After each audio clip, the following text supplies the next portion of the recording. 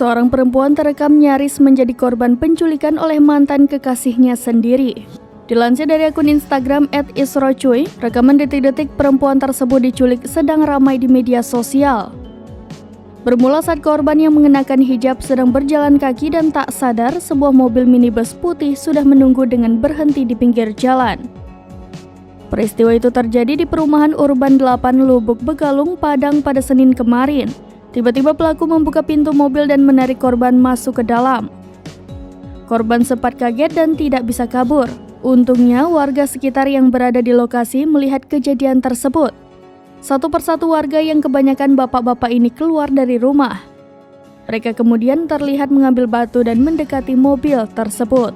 Warga berusaha untuk menggagalkan aksi penculikan tersebut saat pelaku hendak memutar balik kendaraannya. Setelah sempat menabrak warga yang menggagalkan aksinya, pelaku kemudian berhasil kabur.